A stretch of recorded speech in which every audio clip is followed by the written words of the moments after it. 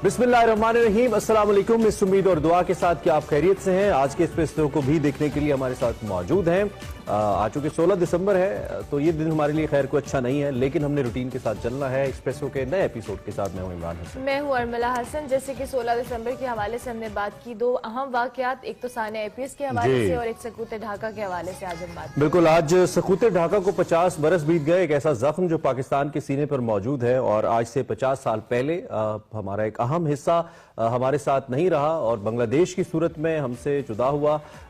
इसके ऊपर बहुत सारी बातें की जा सकती हैं, बहुत सारी तहकीकात की जा सकती हैं, लेकिन दो तीन चीज़ें ऐसी हैं जिसके ऊपर खास तौर पे बात या तवज्जो देने की बहुत ज़्यादा ज़रूरत है और वो है इंटरनल यूनिटी। आपके अगर अंदरून आपस में आपके अंदर इख्तलाफात होंगे, आप मुत्तफिक या मुत्तहिद नहीं होंगे तो फिर दुश्मन उसका फ़ायदा उठाएगा और फिर सकूत ढाका जैसे वाक़यात सामने आएंगे, जैसे कि हमने आज से 50 साल पहले देखा।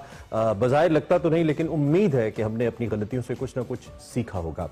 सकूत ढाका के साथ साथ 16 दिसंबर को हम आर्मी पब्लिक स्कूल के हवाले से, APS के हवाले से कैसे भूल सकते हैं, जब उस वक्त एक सफाकियत की, बेरहमी की और इंसानी बेहुरमती की इंतहा कर दी गई एक ऐसा वाक़या जो कि आज से 7 साल कबल पेश आया फूलों के शहर पेशावर में, जहाँ पे कई फूलों को मसल दिया गया, कई नन्ही कलियों को खिलने से पहले ही मसल दिया गया। और वो स्कूल जहाँ तालीम को परवान चढ़ना था, जहाँ पे मुस्तकबिल बनना था, वहाँ पे खून की नदियाँ बहा दी गई। 132 तलबा समेत 149 अफराद को शहीद कर दिया गया। और इस दिलखराश वाक़े की बात की जिसने पूरी कौम को झंझोड़ कर रख दिया था, वहीं पूरी कौम को इसने मुत्तहिद भी किया।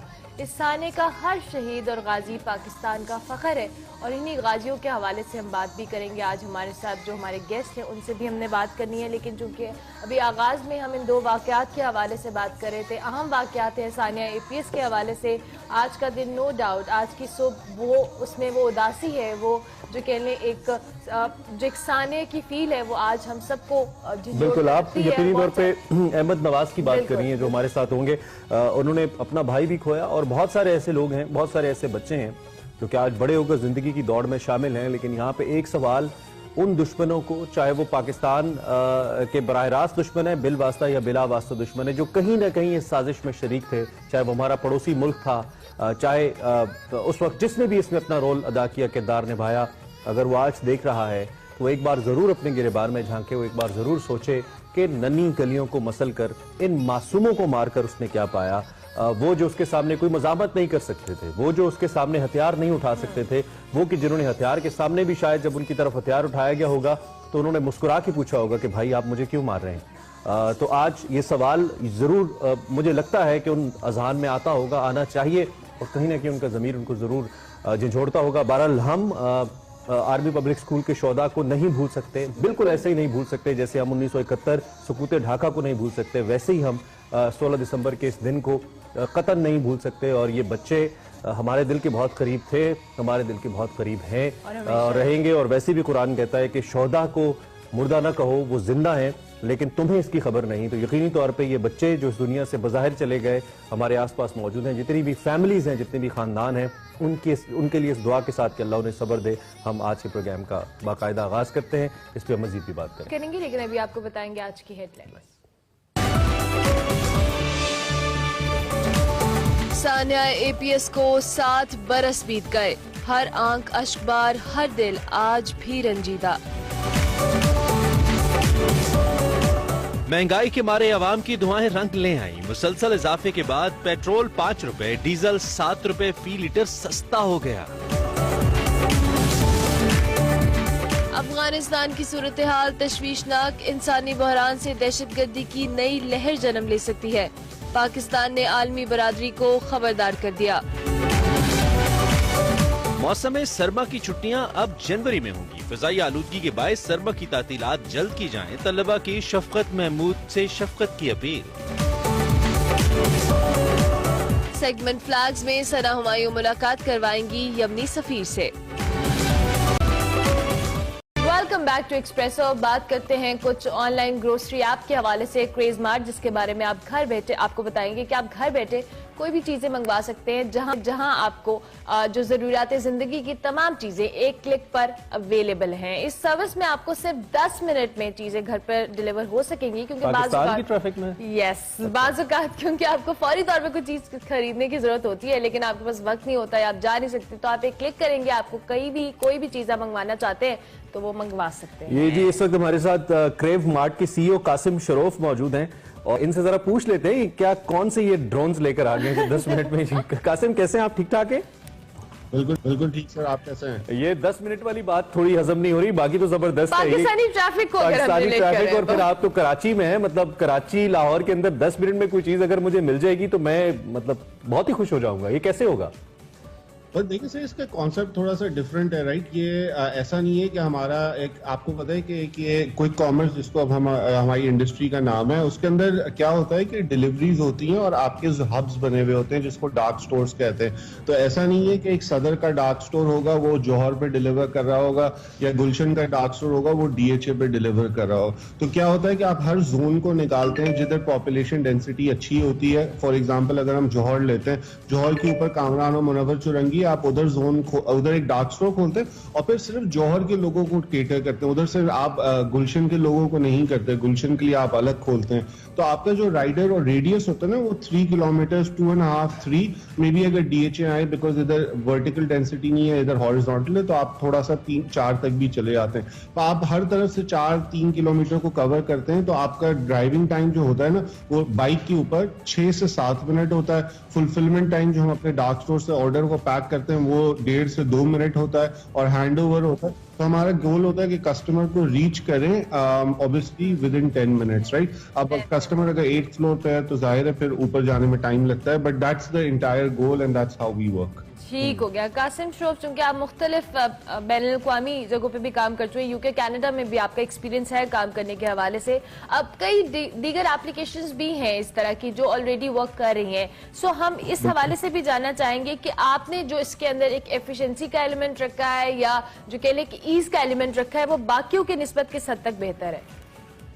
आई थिंक देखिए, वापस अगर आप मोर कंपटीशन की बात करती है ना, तो मैं रियली एक कस्टमर जो ऑनलाइन है ना वो मल्टीपल प्लेटफॉर्म्स करता है, but in the next 2-3 years जिसकी बेसिस पर हमने ये मॉडल को बहुत हम समझते हैं कि पाकिस्तान में ग्रो करेगा, वो ये कि नेक्स्ट 2-3 ईयर्स में पाकिस्तान ओवरऑल टेक और ई-कॉमर्स स्ट्रक्चर को बहुत करता है। तो जो आपके किराना स्टोर्स पे जाते हैं, जैसे आप लोग अभी बोल रहे थे कि यार कुछ कुछ खाना बना रहे हैं और धनिया चाहिए, कुछ चाहिए, तो आप पहले किसी भेजते थे ऑफलाइन जाके, वो किराना स्टोर से लेके आता। अब वो हो सकता है फ्यूचर में ऑनलाइन लेके आए। तो इस तरह की जो e-commerce penetration the next 2 to 3 years है ना, वो मैसिव होने वाली है, and that's really the customers we want to target, क्योंकि वो न्यू कस्टमर्स हैं। तो अभी कह रहे हैं कि अब अम्मी हमें नहीं कहेगी कि जाओ जरा जल्दी से दही लेके आ जाओ, ऐसे नहीं होगा। धनिया ले आओ, दही ले आओ, ऐसे नहीं होगा। ये हम लड़कों को बड़ा मसला होता है ना कि फौरन चलो दही ले आओ दही लेने बहुत बेचती हैं अम्मी, बिल नहीं करते इंशाल्लाह। अच्छा, एक तो ये अच्छा आइडिया तो अच्छा है, आइडिया तो नो डाउट अच्छा है, लेकिन इसमें फिर इतना टाइम को आप फोकस कर क्यों रहे हैं? मतलब हमें एक कस्टमर जब कोई भी चीज हम यूजुअली घर पे मंगवा रहे होते हैं तो हमें मालूम है, अंडरस्टूड है कि आधा घंटा 40 मिनट लग जाने आते हैं। लेकिन मैं सॉरी आपको इमरान इंटरप्ट करूंगी, बैक ऑफ द माइंड आपके मेरे ख्याल से होता है कि इतना टाइम लगेगा, इससे बेहतर है कि मैं इसके बगैर ही कोई चीज बना लूं। बगैर ही कोई चीज, हाँ, ये खवातीन ये भी सोचती है, लेकिन दूसरी जानिब ये भी होता है कि बहुत कम ऐसे आइटम्स हैं, मुझे लगता है, ये आप करेक्ट कर दीजिएगा, जिनको बहुत जल्दी चाहिए होता है। जैसे आपने दही की छोटी सी एग्जांपल दी है, लेकिन मेनली अगर ग्रोसरी आइटम्स हैं या सब्जियां हैं या दीगर चीजें हैं तो उसको इतना टाइम दिया जा सकता है। तो मेरा क्वेश्चन यहाँ पे ये है कि जो टाइम स्पैन को आपने इतना महदूद किया है, इसकी वजह सिर्फ कंपटीशन है बाकी एप्स के साथ कि हम आपको जल्दी देते हैं, या वाकई आप पाकिस्तानी कौम का वक्त बचाना चाह रहे हैं? देखिए, दोनों चीजें हैं, राइट? पाकिस्तानी कौम का 100% वक्त बताना चाहते हैं। लोग जाते हैं ग्रोसरी स्टोर पे, एक सामान लेने जाते हैं, 50 चीजें दूसरी खरीदते हैं, राइट? ऑनलाइन के ऊपर भी ये ऑप्शन होता है, बट यूजुअली जल्दी से क्लिक के ऊपर एक चीज चाहिए वो मंगवा लेते हैं। ऑब्वियसली आपसे मैं सवाल पूछता हूँ कि अगर आपको एक चीज 1 घंटे में मिल रही है, 6 घंटे में मिल रही है, 30 मिनट में मिल रही है और 10 मिनट मिल रही है, आप क्या प्रेफर करेंगे, राइट? अगर आपका एक्सपीरियंस सॉरी आप अगर आपका एक्सपीरियंस सही रहेगा, राइट? ये बहुत जरूरी है कि आपको जो 10 एक और पॉइंट, बड़ा पॉइंट है, वो ये है कि क्या आपने फिर इतने ज्यादा अपने वो स्टेशंस या जो भी आप उसको एक टर्मिनोलॉजी आप इस्तेमाल करे थे वो बनाए हुए हैं यानी कि आप तो हमें कराची का थोड़ा सा मैप समझा रहे थे, ये जो DHA जौहर वगैरह की आप एग्जाम्पल दे रहे थे, तो क्या आपके फिर इतने ज्यादा आउटलेट्स हैं या आपके रैंडम कोलैबोरेशंस हैं मुख्तलिफ स्टोर्स के साथ कि आप कहीं से भी आपका जो राइडर है वो ऑन गो होगा और वो पिक करके फौरन कर लेगा, मतलब इस तरह से कुछ है, मैकेनिज्म क्या है इसका?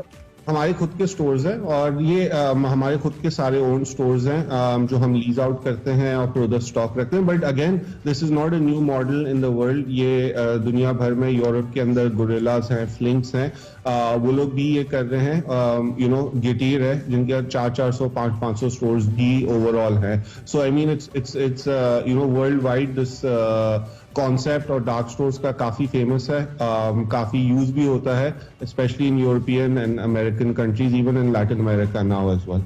सही, ठीक हो गया कासिम। अभी जिस तरह से आपने ओवरऑल कराची के हवाले से तो बताया, मजीद आपका इसको एक्सपैंड करने का प्लान है दीगर शहरों में जहाँ पे आप इस तरह से अपनी सर्विस को आगे लेके जाएंगे? आपको 10 मिनट चाहिए, 10 मिनट में। बिल्कुल, अभी तो हम कराची को पूरे को कैटर करेंगे और इंशाल्लाह फिर Lahore, Islamabad, Pindi and all the other major cities जहां पे we feel there is a big market and a need. So 100% our plan is and the funding that we raised is for expansion within Pakistan. ये चूंकि मैं जो आपका profile देख रहा था, फूड पैंडा, दराज, SWEL, बड़ी कंपनीज के साथ आपने काम किया और ये माशाल्लाह कुछ सालों के अंदर ये ग्रो करके बहुत बड़ी कंपनीज बन गई हैं। इवन करीम, हम ऑनलाइन वगैरह इसकी अगर बात करें तो ये बड़े अच्छे स्टार्टअप्स थे, मतलब, और बाज़ाहिर शुरू में ऐसा लगता था कि ये नहीं चल पाएंगे, पाकिस्तान में ये कैसे होगा, लेकिन अब इतना ट्रेंड है कि हर कोई इनको इस्तेमाल कर रहा है। So is mobile banking and all. इसका फ्यूचर क्या है जी, और आपके ख्याल में कितना यंगस्टर्स इस तरफ आ सकते हैं कि अपने स्टार्टअप्स लेके आए इस तरह के और इस तरह सर्विसेज सेक्टर को IT के साथ लिंक करके काम कर सकें?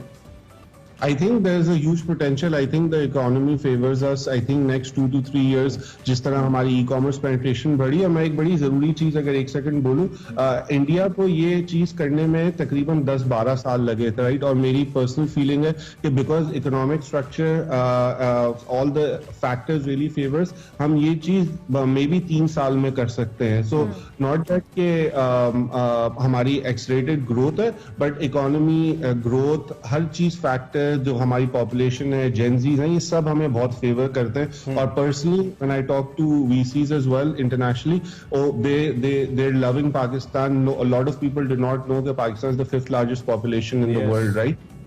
तो ये बहुत सारी चीजें हैं जो बहुत फेवर करती हैं। I am very hopeful.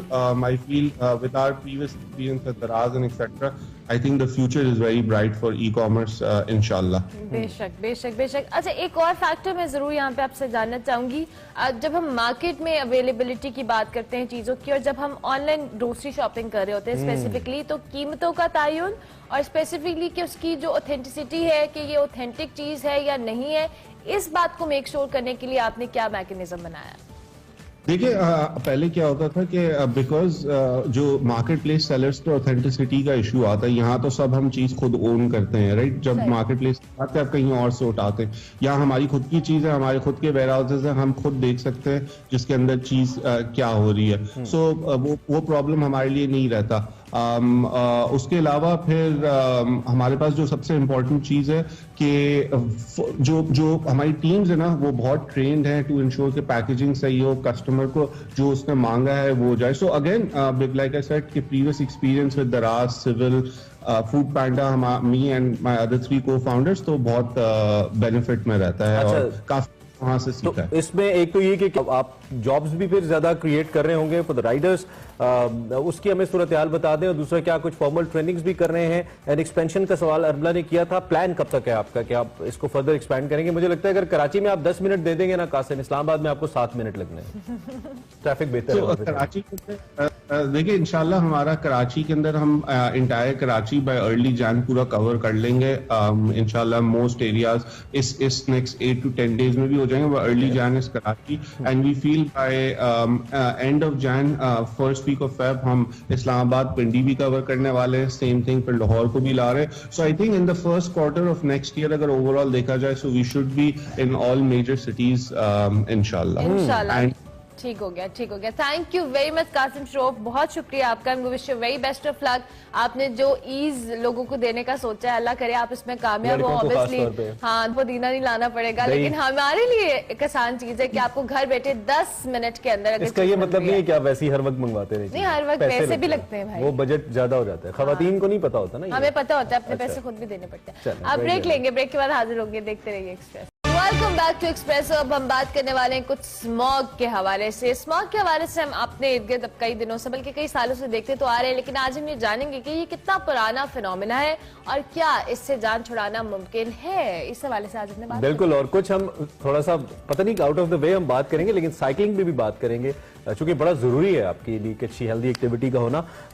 वकार अहमद मलिक साहब हमारे साथ मौजूद है अर्ली इन द मॉर्निंग। आपको हम आज तो बहुत जल्दी जागने पे खिराज तहसीन पेश करते हैं। नहीं वैसे इज एन अर्ली राइजर, जल्दी आने पे। कैसे आप ठीक ठाक हैं? जी अल्लाह। तो ये सबसे पहले तो मुझे ये बताएं कि ये हम इतनी बात तो करें, मैं कल देख रहा था अली जफर ने भी कैंपेन चलाई है और अपनी कार का जो एयर फिल्टर है उन्होंने पोस्ट किया कि देखिए कितनी गंदी फिजा में हम सांस ले रहे हैं। कोई ऐसी मिसाल भी है हमारे पास जिसमें किसी मुल्क ने इससे जान छुड़ा ली हो? हमारी तो ये बहुत बड़ा चैलेंज हमें लग रहा है, ऐसा लग रहा है कि इधर ही रहेगी। सबसे पहले तो ये है कि स्मोक जो है ये बड़ा रिसेंट एक फिनोमेना है। इंसानी तारीख को देखा जाए तो ये 1894 की एक में टर्म इस्तेमाल हुई। लॉस एंजलिस का जो स्मोक है वो बहुत, जब फर्स्ट टाइम उनको एक्सपीरियंस हुआ तो ये बहुत ही मशहूर था, बल्कि उन्होंने ये समझा था कि जापान ने शायद उन पे कोई केमिकल लाइक हमला कर दिया। अच्छा, क्योंकि इस फिनोमेना से वाकफियत नहीं थी। फिर लंदन में जो 1952 की स्मोक है वो सबसे बड़ा खौफनाक इस हवाले से था कि 4000 लोग जो हैं वो सिर्फ 4 दिनों के अंदर उनकी डेथ हुई। और उसके बाद अभी जो मॉडर्न एस्टिमेट्स हैं वो तो आपको ये बताते हैं कि 10 से 12,000 लोग जो हैं उनकी डेथ हुई थी। और ये जो अभी हम अमूमन कहते हैं ना कि इंडोर रहें, घरों के अंदर रहें, ये वो वाली स्मोक थी जो घरों के अंदर पेनिट्रेट कर गई थी, यानी इस लेवल पे गई। और उसके बाद अभी भी मतलब एक बहुत ही खौफनाक, अच्छा ये लंदन की बात करूं, अब ये लंदन नहीं है, अब ये लॉस एंजलिस उस तरह नहीं है। इसका मतलब है कि उन्होंने कुछ ऐसे मेजर्स लिए हैं इसकी वजह से भी गोरे नहीं जी, इसकी वजह से हम कर रहे हैं। अब मसला ये है कि जो रिसेंटली लाहौर का जो स्मोक है और ये फैसलाबाद की और मुख्तलिफ जगहों पे, अगर ये सबसे पहले तो कोई भी ऐसा नेचुरल फिनोमेना या क्लाइमेट चेंज के हवाले से इस तरह का कोई भी मामला होता है, ये कोई ऑल ऑफ अ सडन तो होता नहीं है कि एक दिन सुबह जो है आपकी स्मोक हुई। ये आपकी कुछ ऐसी कार्रवाइयां होती हैं जो 10, 15, 20 साल या कुछ डेकेड्स का ये नतीजा होता है, या वक्त ने परवरिश की होती है। जी, ये जो डेकेड्स का नतीजा होता है, जिसने परवरिश की हो, तो 10 साल का अलमिया आप एक दिन में तो नहीं जान छुड़ा सकते हो, एटलीस्ट उसको 5 साल लगते हैं। और बहुत आपने इमरजेंसी हो अगर कोई तो हो सकता है 5 साल, 2 साल लग जाए। क्या आपको कहीं कोई ऐसे इकदाम नजर आ रहे हैं? मतलब मैं जाती तौर पे ये समझता हूँ, आपको मालूम है कि बीच में मैं कुछ अरसा पिछले साल बाइसाइकिल पे भी आता रहा, साइकिल पे आता रहा ऑफिस में। बिल्कुल, आप भी चलाते हैं। अच्छा, साइकिल। अब मुझे आज तक ये समझ नहीं आई कि देखिए, एक थी हमारे पास मेट्रो, एक थी हमारे पास ऑरेंज लाइन। इन सियासी मामलात से कत्ता नजर ये वाहिद सॉल्यूशंस हैं। अच्छा, मतलब मास ट्रांजिट यही वाहिद सॉल्यूशंस है ना कि हम मुझे घर से यहाँ पे आने में, मैं एक गाड़ी में आता हूँ जो कि 3 सीटें उसकी खाली होती हैं, तो मैं खुद अपने आप को एक अजीब स्टूपिड आदमी फील कर रहा हूँ। अपनी गाड़ी की बात, हाँ मैं अपनी गाड़ी की बात करूँ कि 3 सीटें खाली और मैं आ रहा हूँ। मैं आना चाहता हूँ बाइसाइकिल पे, लेकिन रोड सेफ्टी का इशू है। मैं आना चाहता हूँ बाइसाइकिल पे, लेकिन स्मोक का इशू है। बहुत सारे इस तरह के मामला, ट्रैक्स ही नहीं है। और यहाँ पे बिल्कुल मौत को दावत देने के मुतरादिफ है, जिस तरह हमारे ट्रैफिक के रवैये हैं कि हम बाइसाइकिल पे किस तरह। मैं ये समझता था कि पीटीआई की गवर्नमेंट वो गवर्नमेंट होगी फ्रॉम द डे फर्स्ट, कि शायद क्योंकि खान साहब एक तो स्पोर्ट्समैन है जी, दूसरा खान साहब जो हैं वो आप नो कि क्लाइमेट चेंज के वाले से ये टूरिस्ट आदमी है, तो मुझे था कि शायद ये उससे बड़ा काम करेंगे। वो अपने लिए है, ये आप देख लें, कौम के लिए नहीं है। मुझे ये था कि शायद ये पिछली गवर्नमेंट ने जिस तरह हिसाब किया, वो मास ट्रांजिट की आप बात कर रही है, वो ये उससे भी एक कदम आगे जाएंगे और ये बाइसाइकिल्स के ट्रैक्स बनाएंगे। 4 कदम पीछे हैं। अल्हम्दुलिल्लाह में जो शेख अंसर थे, जो मुस्लिम लीग नवाज के दौर के मेयर थे, मुझे लगता है अभी भी वही हैं शायद, आई एम नॉट श्योर, उन्होंने बनाया था साइकिलिंग ट्रैक एक, आपको अगर पता नहीं आपने देखा, शाहराह दस्तूर जो है इस्लामाबाद की, वहां पे उस एरिया में था, लेकिन उसको भी फिर वही बात है, वक्त के साथ साथ चूंकि मेंटेन नहीं किया गया सीढ़ियां वगैरह की तरफ से, तो वो बेचारा वो कहीं मध्यम ही जना रोड वाली पे, जना हॉस्पिटल वाली रोड पे भी उन्होंने बनाया था, लेकिन वहां पे बाइसाइकिल्स की जगह साइकिल गेन नहीं है ना शायद। एग्जैक्टली। वैसे एक बात बताऊंगा आपको, आप क्योंकि आप तो लाहौर से हैं, सिर्फ लाहौर शहर के अंदर 20 बाइसाइकिल्स के क्लब्स हैं, ठीक है। और वो पते करते क्या हैं, वो हर वीकेंड पे ट्रक्स हायर करते हैं, उन ट्रकों में वो लादते हैं साइकिल्स, वो कसूर की तरफ जाते हैं, 30-40 किलोमीटर वो लाहौर से दूर जाते हैं, वो वहां से उतारते हैं और वो बाइसाइकिल का वो करते हैं। आज आप ट्रैक्स बना दें, तो एलीट क्लास सबसे पहले आएगी, ये जो पढ़ी लिखी क्लास है ये सबसे पहले आएगी। इनका आना इसलिए जरूरी है ताकि ये स्टिग्मा टूटे। तो middle class, lower middle class जो ना हमारे जैसे लोग वो कहते हैं यार वो साइकिल चलाएंगे तो मतलब रिश्तेदार ताने देंगे, गुर्बत का एक स्टिग्मा। कोविड के दिनों में देखा था बहुत सारी फैमिलीज, बच्चे अच्छे खासे लोग साइकिलिंग करते रहे। और आपके सामने यूरोप मिसाल है, ये बहुत सारे ममालिक मिसाल हैं। बाईसाइकिल से सबसे बड़ा फायदा ये है कि आपका स्ट्रेस वो खत्म हो जाता है, चिड़चिड़ापन खत्म हो जाता है, सेहत के वाले से आपके मसाइल ठीक हो जाते हैं। गवर्नमेंट विन विन पोजीशन में है, विन विन है ना, कि आपके जो स्ट्रेस है, आपके जो हेल्थ फैसिलिटेशन या जो सेहत की सहूलियात के वाले से हॉस्पिटल्स पे वो दबाव कम हो गया। अच्छा, ये जो आपने मैस ट्रांजिट की बात की, मुझे लगता है किसी सियासी हुकूमत के लिए अगर कोई मंसूबा बनाना सबसे ज्यादा आसान है ना, तो वो ये है। कैसे? क्योंकि इसके अंदर आपको कोई ऐसा उस तरह की रिसर्च नहीं चाहिए, कोई आपने सॉइल टेस्टिंग नहीं करनी, कोई आपने पानी फिजा नहीं देखनी। और हमारे यहाँ ऐसे मंसूबे जो कि बड़े नजर आते हैं वो करना आसान है, लेकिन उसके बावजूद या तो ऐसे मंसूबे बन नहीं रहे बहुत से शहरों में, या अगर बन भी रहे तो वो पूरे शहर के मसले को केटर नहीं करे। जैसा कि आप कह रहे हैं कि आपको वो बस नहीं मिलती तो आपको साइकिल पे आना पड़ता है। तो इसके लिए क्या कोई फेडरल लेवल पे या प्रोविंशियल लेवल पे कोई मैस प्लानिंग की जरूरत है, प्लानिंग है, एग्जीक्यूशन की जरूरत है? सोल्यूशन तो बताएं इसका फिर। लेकिन अब इसमें एक राफे थे बहुत अच्छे, कई और समाजी ऐसे कारकुन हैं जिन्होंने बाईसाइकिल स्टार्ट की और बाईसाइकिल चलाना शुरू की। आप मुझे बताएं कि आपकी वो जो क्लास है कानून साजी वाली या ऊपर जो आपकी इशराफिया है, उसमें से कौन है जो इस तरह जो बाइसाइकिल लवर हो या खुद चलाना पसंद करे या इस तरह के को विजन रखता हो? मैंने वफाकी वजीर साहब को पीटीवी पे सुना, उन्होंने कहा मैं सुबह सुबह 1 घंटा साइकिलिंग करके आया हूँ। तो एंकर ने पूछ लिया कि सर आप किधर साइकिलिंग कर रहे थे? तो उन्होंने कहा मैं जिम में ही, घर में ही कर रहा हूँ। तो एग्जैक्टली वो वाला जो चीज है, जिस तरह मैं कह रहा हूँ कि इस मुल्क में स्टिग्मा टूटने की जरूरत है। बाईसाइकिल का मतलब ये नहीं है कि आप कोई गुर्बत की वजह से बाईसाइकिल नहीं होती या रिश्तेदार आपको ताने नहीं दे सकते। ये तो स्टिग्मा तोड़ने की जरूरत है। ये जब आप इससे टूटता है तो पूरी कौम है, आपको पता है, एक दफा ये लग गई, एक कल्चर लेके आना, कल्चर। हाँ, और ये लग गई। अब ये आपने बता दिया कि हमें स्टिग्मा तोड़ने की जरूरत है। हम चले अपने प्लेटफॉर्म से ये कोशिश करते हैं कि हमें जितने लोग देख रहे हैं हम उनको इनकरेज करें इस बात पे। क्या कहेंगे आप? नहीं कर सकते इनकरेज। स्टिग्मा भी टूट जाए तो क्या हो जाएगा जब तक ट्रैक्स ही नहीं है। देखिए बुनियादी इंफ्रास्ट्रक्चर तो गवर्नमेंट ने फैसिलिटेट कर, गवर्नमेंट ऐसी विन विन पोजीशन में है कि पेट्रोल की ये जो चक है ये किसी हद तक कम हो सकती है ना। मैं जो गाड़ी पे आता हूँ मैं कहता हूँ लोग शुक्र करेंगे अगर आप उनको एक एनवायरनमेंट, एक एटमॉस्फेयर दे देंगे। आप जैसे एक फॉर एग्जांपल लड़की यूनिवर्सिटी जाती है तो वो अपनी जो उसने गाड़ी लगवाई हुई है उसको 10 से 12 हजार रुपए महीने का देती है। वही अगर एक 30, 40, 50 हजार की स्कूटी वो ले ले तो मतलब 3-4 हजार रुपए महीने के अंदर वो अपना काम चला सकती है। लेकिन चूंकि कल्चर नहीं है, हमने रोड पे घूरना है, उनको तंग करना है, तो इसलिए कल्चर नहीं आता। Culture is very important. और सबसे इंस्पिरेशन इमरान खान साहब खुद आप कहते हैं बनी गाला से साइकिल पे आए तो फिर हो गई। नहीं तो फिर कल्चर यार साहब हमें साइकिल 2018 से पहले मेरी तवक्कुआत थी शायद वो साइकिल पे जाएंगे, लेकिन बाद में इतनी वैसे पानी नहीं फिरा, साइकिल पे नहीं आते, हेलीकॉप्टर पे आते हैं ये। लेकिन ये है कि इंस्पिरेशन जो है वो बहुत जरूरी है। 2011 में हमारा सफर शर्त था जो मोटरसाइकिल पे था खुंजराब का, और उसके बाद 20 क्लब्स पाकिस्तान में, अब थाउजेंड्स ऑफ बाइकर्स हैं जो कि उस पे जाते हैं। एंड आई नो कि जैसे ही कोई इशराफिया, कोई एलीट क्लास, कोई ऐसे लोग, और अगर ये ट्रैक्स बन जाते हैं तो यकीन करिए कौम ये बाइसाइकिल पे आ सकती है और इसमें कोई ऐसी चीज नहीं है कि वो अजीब सी बात नहीं है। थैंक यू वेरी मच वकार भाई, बहुत शुक्रिया। इतने इंपॉर्टेंट टॉपिक को आपने बड़े अच्छे से रिलेट किया और स्मोक के हवाले से और साइकिलिंग के हवाले से हम इनकरेज कर रहे थे। अभी हम एक ब्रेक लेंगे, ब्रेक के बाद हाजिर होंगे। आप देखते रहिए Express. Welcome back to espresso. बात करेंगे अफगानिस्तान की सूरत हाल की वजह से। तो गुज़िश्ता रोज वजीर आजम इमरान खान की सदारत में एपेक्स कमेटी बराए अफगानिस्तान का इजलास हुआ जिसमें वफाकी वुज़रा और अस्करी हुकाम ने शिरकत की। इजलास में अफगानिस्तान की मौजूदा सूरत हाल पर मुशावरत भी की गई, जबकि प्राइम मिनिस्टर ने अफगानिस्तान की हंगामी सूरत हाल पर तशवीश का इजहार करते हुए उम्मीद जो दुनिया की जो कह लें उस तरफ तवज्जो दिलवाई कि अफगानिस्तान से जो कतई ताल्लुक है उसकी गलती ना दोहराई जाए और मुश्किल वक्त में अफगान अवाम की मदद की जाए। वजीर खारजा शाह महमूद कुरैशी ने आलमी बरादरी को एक बार फिर खबरदार किया है कि अफगानिस्तान में इंसानी बहरान से जो दहशतगर्दी है उसकी एक नई लहर भी जन्म ले सकती है। ऐसी सूरत हाल में अफगानिस्तान को तनहा छोड़ना किसी के मफाद में नहीं होगा। साथ साथ उन्होंने ये भी कहा कि अफगानिस्तान में जो संगीन मौशी बहरान है वो न सिर्फ खत्ते के मुल्कों को मुतासिर करेगा बल्कि यूरोप भी इससे मुतासिर। बिल्कुल, ये आग एक बार अगर लगी तो सभी इसकी लपेट में आएंगे और ये पाकिस्तान बार बार खबरदार कर रहा है। अफगानिस्तान में संगीन इंसानी बहरान पर पाकिस्तान 19 दिसंबर को OIC वज़राए खारजा के गैर मामूली इजलास की मेजबानी कर रहा है।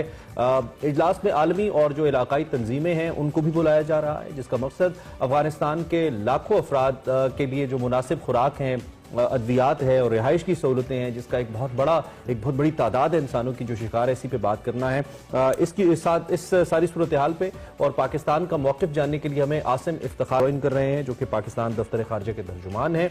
उनसे पूछते हैं कि इस वक्त हमारा जो फॉरेन ऑफिस है वो इसको कैसे देख रहा है, और क्या जो पाकिस्तान का स्टैंस है अफगानिस्तान के हवाले से दुनिया उसको वेलकम कर रही है या अभी इबहम का शिकार है। आसिम इफ्तिखार साहब, आपको सुबह खैर, बहुत शुक्रिया आपने हमें ज्वाइन किया। ये बहुत अहम मसला है और बहुत नाजुक मसला भी है। पाकिस्तान का जो इस हवाले से मौक़िफ़ है वो बड़ा वैलिड रहा है, खास तौर पे हम अगर इंसानी अलमिये की बात करते हैं। सबसे पहले तो मैं आपसे सूरत हाल जानना चाहता हूं कि इस वक्त बैनुल अक़वामी दुनिया पाकिस्तान के स्टैंड को कैसे ले रही है, क्या रिस्पॉन्स आ रहा है कि अफगानिस्तान को तस्लीम किया जाए, इंसानी अलमिये से बचा जाए। जी बहुत बहुत शुक्रिया आपका। ये जैसे आपने फरमाया, ये एक नहायत अहम मसला है। इसका जो असर है अफगानिस्तान की सूरत हाल का, जैसे आप जानते हैं, सबसे पहले तो पाकिस्तान पे होता है, फिर जो उसके करीबी हमसाया ममालिक हैं उन पे होता है। लेकिन ये एक रेकग्नाइज्ड इंटरनेशनल कम्युनिटी में, बैनुल अक़वामी बरादरी में है, मौजूद है और बढ़ती जा रही है कि ये सिर्फ फिर इलाके तक महदूद नहीं रहता। पिछला जो तजर्बा है उससे भी यही सबको मालूम है कि अफगानिस्तान की सूरत हाल जब खराब होएगी तो उसका असर ना सिर्फ करीबी हमसाया ममालिक पाकिस्तान, ईरान और दूसरे सेंट्रल एशियन ममालिक, बल्कि फिर ये दूर तक जाता है। और यही बात प्राइम मिनिस्टर साहब फरमा रहे हैं, यही बात फॉरेन मिनिस्टर साहब फरमा रहे हैं। और हमारा ख्याल है कि इसको काफी सुनवाई है। इसमें आप देखें कि जो इंटरनेशनल मीडिया है उसने इसके ऊपर काफी ज्यादा रिपोर्ट्स की हैं इन रिसेंट वीक्स। आप देखें कि जो यूनाइटेड नेशंस हैं, अक़वाम मुत्तहिदा सेक्रेटरी जनरल हैं, फिर WFP के हेड हैं, फिर ओचा के हेड, और अभी रिसेंटली आप देखें 14 दिसंबर को 11 नामवर और जाने पहचाने जो अमरीकी साबिक सफारतकार और अस्करी क़यादत से ताल्लुक रखने वाले लोग हैं, उन्होंने भी एक मुश्तरका एक ऑपेड लिखा है जिसका टाइटल उन्होंने दिया the alarm bells are sounding. अच्छा, तो खतरे की घंटी का उन्होंने ऐलान किया। और तो इससे ये जो हमारा मैसेज है जो हम दे रहे हैं 15 अगस्त से कि अफगानिस्तान की सूरत हाल को इससे नबर्द आज़मा होने के लिए ये सिर्फ पाकिस्तान या जो करीबी हमसाया ममालिक हैं या रीजन है, ये उनकी रिस्पॉन्सिबिलिटी नहीं, ये तमाम आलमी बरादरी की जिम्मेदारी है। और ये जो गलतियां गुज़श्ता सालों में अफगानिस्तान और अफगानिस्तान के लोगों के साथ की गई, जो उनको तन्हा छोड़ा गया, अभी मैसेज ये है कि this is not the time to abandon.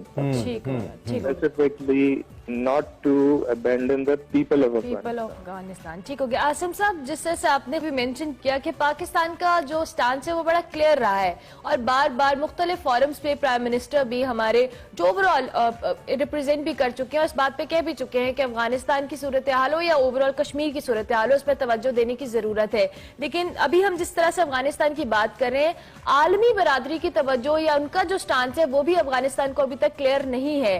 क्या वजह है? अगर इसी तरह से जो बेहिसी जारी रही आलमी बरादरी की, तो OIC ममालिक इस बात का कोई तोड़ निकाल पाएंगे? देखें, ये है कि जिस तरीके से अफगानिस्तान में सूरत हाल तब्दील हुई 15 अगस्त के बाद, उसके ऊपर आलमी बरादरी को कुछ तशवीश तो है, कुछ रिजर्वेशन हैं, फिर उनकी कुछ एक्सपेक्टेशंस भी हैं कि वो बात कर रहे हैं इंक्लूसिव वहाँ पे पॉलिटिकल सेटअप हो, वो इंसानी हकूक की बात कर रहे हैं, और फिर ये भी बात कर रहे हैं कि अफगानिस्तान की सरजमीन दहशतगर्दी के लिए इस्तेमाल ना हो। मेरा ख्याल में ये तमाम जो एक्सपेक्टेशंस हैं इसके ऊपर काफ़ी हम आहंगी है, ऑल्दो डिफरेंट व्यूज भी हैं, लेकिन जो पाकिस्तान ने जो मौक़िफ़ इख्तियार किया वो ये था कि अफगानिस्तान में जो इंसानी बहरान जो शक्ल इख्तियार कर रहा है, जो ह्यूमैनिटेरियन क्राइसिस है, वो उसको टैकल करने की सबसे पहले जरूरत है। तो अर्जेंट अटेंशन जो इंटरनेशनल कम्युनिटी की जिसकी तरफ हम तवज्जो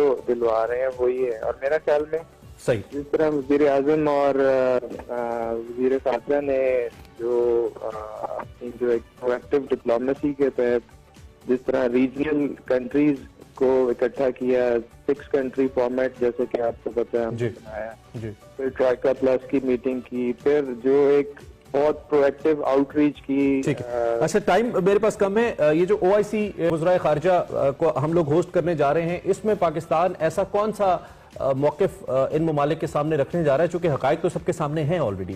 अमेरिका में एक कमीशन फॉर्म कर दिया गया है टू इन्वेस्टिगेट कि अमेरिका क्यों हारा इस जंग को। तो इस OIC के समिट के अंदर पाकिस्तान ऐसा क्या रख रहा है दुनिया के सामने जिससे शायद मजीद एक बेहतर वॉइस बन सकता है पाकिस्तान इस मसले की जानिब, जो कि ह्यूमैनिटेरियन क्राइसिस है बेसिकली? जी देखें, बेसिक मसला तो यही है कि ऑल्दो एक कंसेंसस तो है कि अफगानिस्तान में जो ह्यूमैनिटेरियन क्राइसिस है इसको एड्रेस करना है, लेकिन अमली इकदाम की जरूरत है। अब इसमें OIC का एक रोल है जो कि उभर के सामने आ रहा है। सऊदी अरब ने इस इजलास की तजवीज़ पेश की और पाकिस्तान में इसको होस्ट करने के लिए आमादगी जाहिर की। 19 दिसंबर को इस्लामाबाद में ये इजलास हो रहा है, जिसमें तमाम इस्लामी ममालिक और जो ऑब्जर्वर्स हैं OIC के, और फिर साथ ही साथ क्योंकि हम इस फोरम को थोड़ा एक ब्रॉड बेस्ड प्लेटफॉर्म के तौर पर भी पेश करना चाह रहे हैं। राइट आसिफ, इसमें यूनाइटेड नेशंस की एजेंसी और इसमें दूसरे ममालिक जो कि मेजर डोनर्स भी हैं वो इसमें शामिल होंगे। और इजलास का मकसद जो है वो कुछ ऐसे प्रैक्टिकल स्टेप्स, टेंजिबल स्टेप्स पेश करना है जिससे अफगानिस्तान की जो ह्यूमैनिटेरियन सिचुएशन ठीक है एड्रेस कर। चलें Asif, wish you all the best. इस पे हम इंशाल्लाह बात करते रहेंगे, अल्लाह करे इसका कोई हल निकले। पाकिस्तान अपनी भरपूर कोशिश कर रहा है और दुनिया को मानना चाहिए, अप्रिशिएट करना चाहिए इन कोशिशों को। एक क्विक ब्रेक लेते हैं, ब्रेक के बाद वापस आते हैं।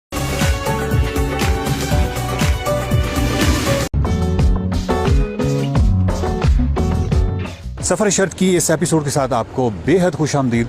इस वक्त मैं ताऊ बट में हूँ और ताऊ बट के जिस जगह मैं ठहरा हूँ उसके सामने ये खूबसूरत एक दरिया बह रहा है और मुझे कहते हैं दिल तो बच्चा है जी। बिल्कुल इसी तरीके से यहाँ आके आपका दिल करता है कि इसको अबूर किया जाए। और मैं ये फैसला कई रीज़न्स हैं, सिर्फ ये नहीं है कि दिल तो बच्चा है। दिल तो बच्चा असल में सिर्फ ये नहीं कह रहा कि इस दरिया को अबूर करना है और ठंडे पानी के अंदर और एक खूबसूरत एक मज़ा आएगा। एक और मंज़र है जो आपको दिखाने के लिए ये दरिया अबूर करना ज़रूरी है। एक्चुअली ये दरिया जब आगे जाता है तो कहीं इसका आगे किसी जगह पे एक ठहराव सा है और वो बिल्कुल ऐसे लगता है जैसे लेक है या एक खूबसूरत झील बन गई है। प्रॉब्लम ये है कि इस साइड से अगर देखें तो वो मंजर उस झील का उस तरीके से नज़र नहीं आता।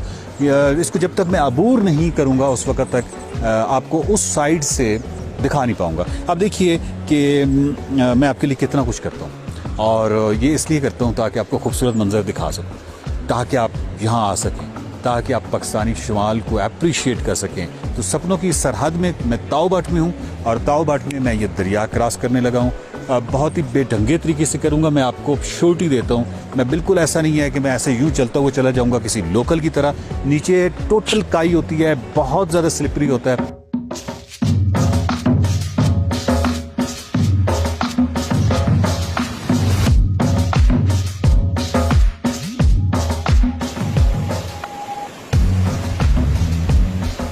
दरिया में पानी का बहाव कम है।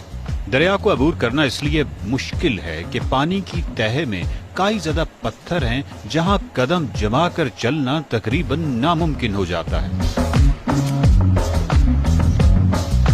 मकामी लोग तो ऐसे दरिया अबूर करते हैं जैसे किसी शाहराह पर चल रहे हो, लेकिन सयाहों के लिए ये काम बहुत मुश्किल हो जाता है। दरिया अबूर करते हुए सामने देखा तो एक मकामी लड़की बहुत पूरे एतमाद अंदाज से न सिर्फ खुद दरिया अबूर कर रही थी बल्कि एक सयाह को सहारा भी दिए हुए थी। कमाल मंजर था।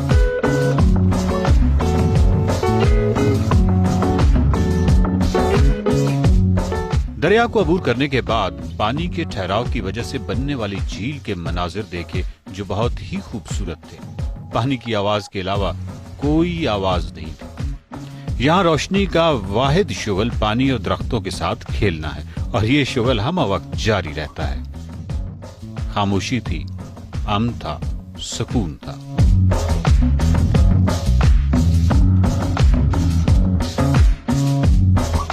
ये खूबसूरत दरिया जब मैं क्रॉस कर रहा था, अबूर कर रहा था, तो एक मंजर मैंने ऐसा देखा कि मुझे वो भूल गया कि मैं कर क्या रहा हूँ। और वो मंजर एक ऐसा मंजर था जो एक खूबसूरत मंजर था। वुमेन एम्पावरमेंट के हवाले से एक रिप्रेजेंटेटिव किस्म का एक, जिसको कहते हैं ना, एक मज़र था, एक खूबसूरती का, कि एक यहाँ की लोकल जो बच्ची है वो हमारे एक पाकिस्तानी टूरिस्ट को ये दरिया क्रॉस करवा रही थी। और ये इतना एक कितना कमाल मंजर था कि मैं जब दूसरी साइड पे गया हूँ तो हमारे ये भाई जो हैं जिनको वो क्रॉस करवा रही थी, ये भी वहाँ पे आ गए। तो आपका नाम क्या? तलहा भाई, ये बताएं कि वो कैसा था एक्सपीरियंस? अच्छा, जब आप यानी शुरू से ही मैंने देखा है कि वो आपने उनसे रिक्वेस्ट की थी, उन्होंने कहा था कि आप आ जाएं। मैंने स्टार्ट किया था तो मैंने देखा वो सेंटर से क्रॉस कर रही थी, तो मैंने उनको रिक्वेस्ट की। अच्छा, आपने खुद किया? हाँ जी। अच्छा, तलहा, हम जब अबूर यानी मैं अबूर कर रहा था तो मैं और थोड़ी देर बाद अपने हाथों से भी यानी कोई पत्थर पकड़ता था और बड़ी मुश्किल से, यानी स्लिपरी बहुत था।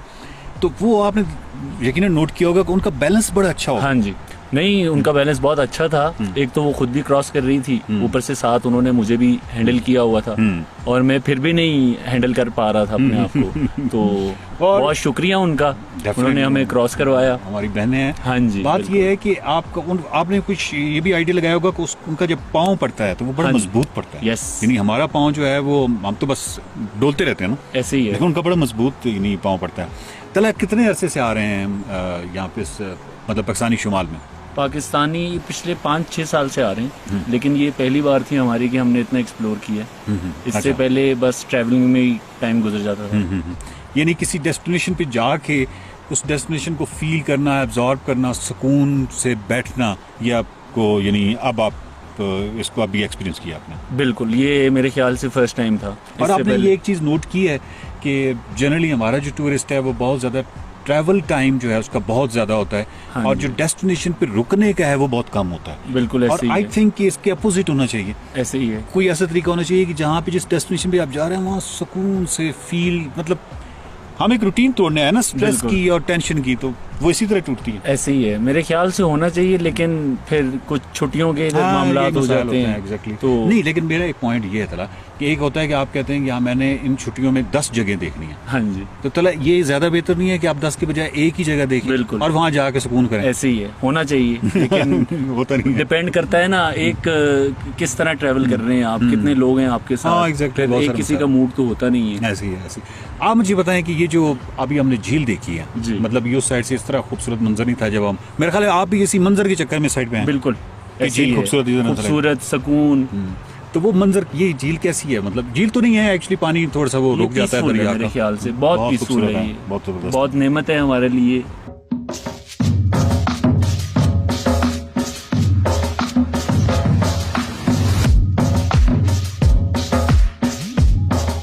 ताओ बैठ के अपनी खूबसूरतियाँ देखी, नीलम नीलम है और ये सपनों की सरहद है और बहुत ही खूबसूरत है। दरिया जो अबूर करने के बाद जो झील के मनाजिर देखे वो तो खूबसूरत थे ही। उसके बाद वो जो दोनों दोस्त जिन्होंने अबूर किया था वो चले गए हैं और मुझे एक और दोस्त यहाँ पे मिले हैं। और इस दफ़ा मेरी कोशिश है सफ़र शर्त के इस सीज़न में कि ज़्यादा से ज़्यादा जो पाकिस्तानी टूरिस्ट हैं उनसे भी बात की जाए, वो क्या सोचते हैं, क्या समझते हैं, और फिर सबसे बड़ी बात ये कि टूरिज़म के वाले से वो किस हद तक हसास हैं कि हमारे यहाँ जो चीज़ें हैं और जो जगह हैं उनको महफूज रहना चाहिए और कचरा वगैरह नहीं आना चाहिए। आपका नाम क्या? जी, मेरा नाम हमजा है। और हमजा, आपको मॉडलिंग तो नहीं करते? नहीं, मैं मॉडलिंग नहीं करता। तो हमजा ये बताएं कि आप कहाँ से आए हैं? मैं लाहौर से आया हूँ। अच्छा, लाहौर से हैं।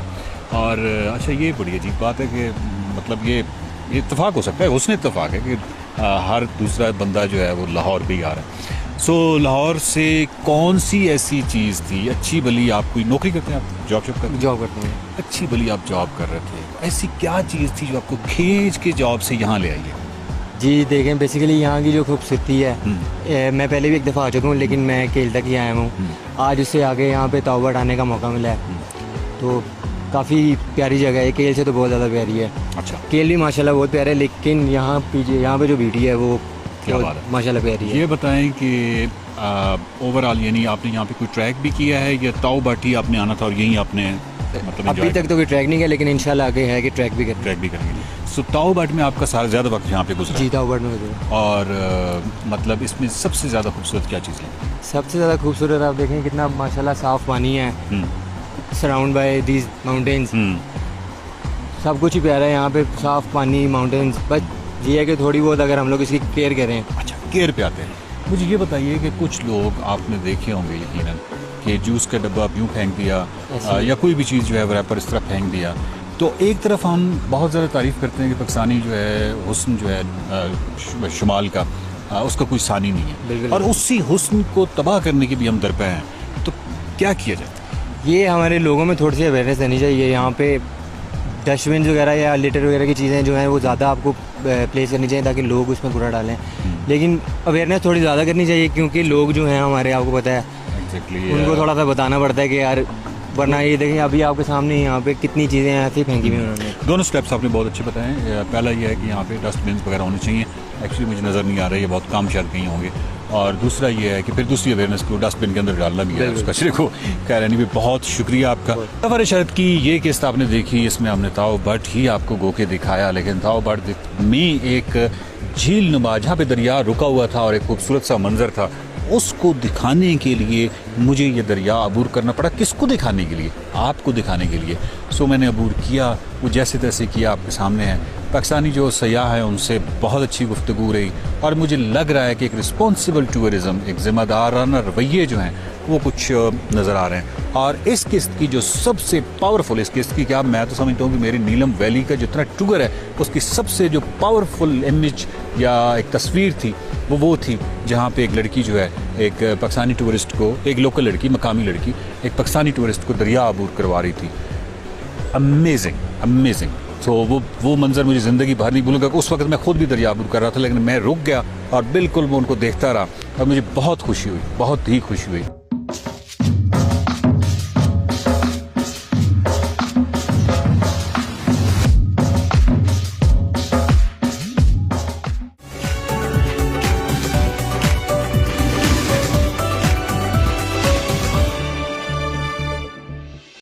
बैक टू एक्सप्रेसो प्रोग्राम में आपको बताएंगे कि एमएमए के कौमी सतह के मुकाबलों में गिजर से ताल्लुक रखने वाले नौजवान ज़िशान अकबर और जलबाज ने चैंपियनशिप का टाइटल अपने नाम किया। ज़िशान अकबर का फाइनल खैबर पख्तूनख्वा के खिलाड़ी से तय मुकाबला था, जबकि जलबाज का बलोचिस्तान के खिलाड़ी से मुकाबला था।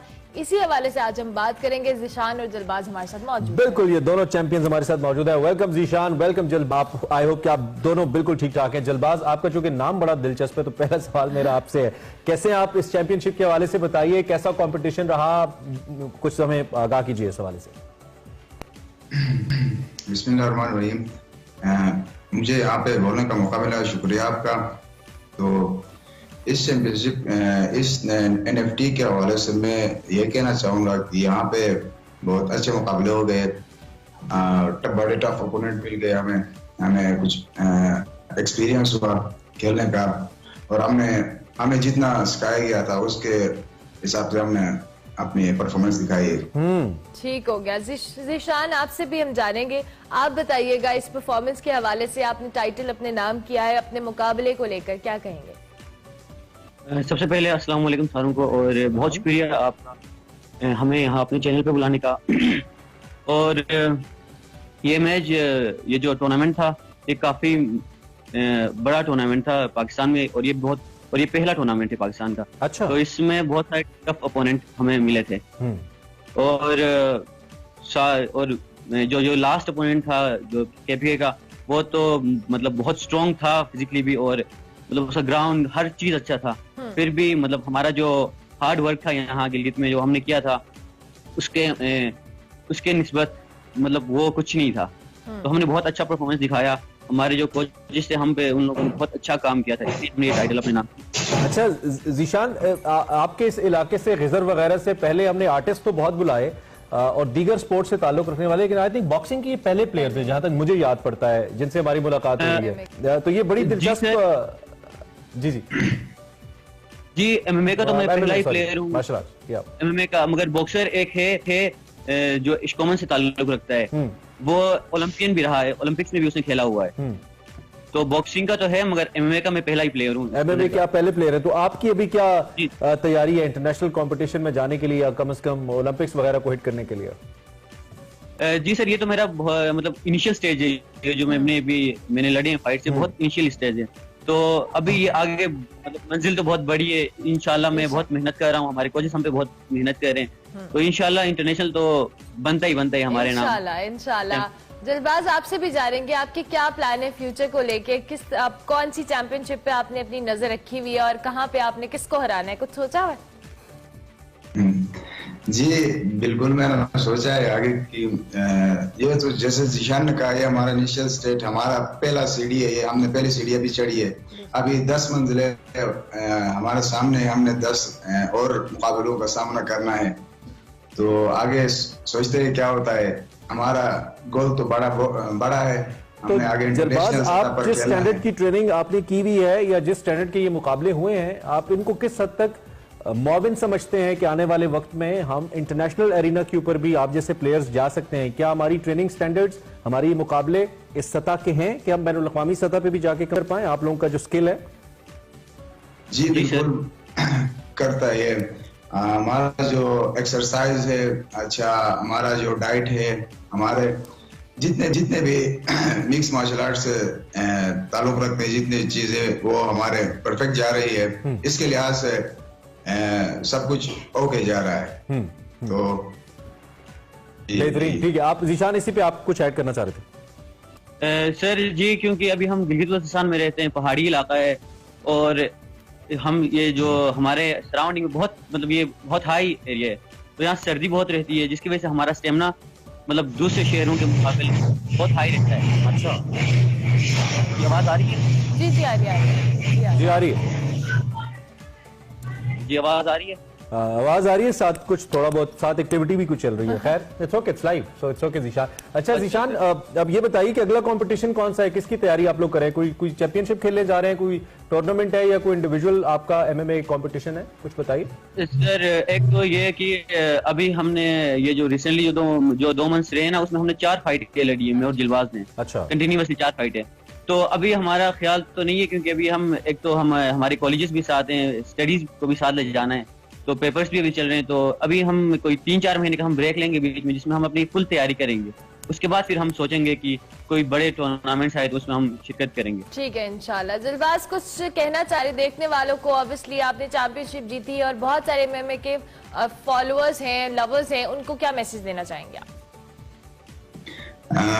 उनको हम बस यही कहना चाहेंगे कि हमारे साथ हमें सपोर्ट करें। आगे हम जितने भी हम जी भी होंगे, ओशिक अंदाज अपने इलाके के लोगों से कहना चाहेंगे कि हमें सपोर्ट करें। हम आगे भी ओशिक अंदाज और जीबी के लिए इस तरह के टाइटल लाते रहेंगे। ठीक है, तो हम कभी गिजर आए तो हमें आप अपने रिंग में लेके जाएंगे, सिखाएंगे हमें थोड़ा, हम दोनों को भी? इंशाल्लाह सर, इंशाल्लाह, जरूर इंशाल्लाह। Thank you very much Dilbaz, and बहुत शुक्रिया Zeeshan. We wish you very best of luck. बहुत बहुत मुबारकबाद आपको वंस अगेन। मुबारक। मैंने इनके नाम का मतलब पूछना था। चलें, ओके, बात करें। Thank you very much both of you.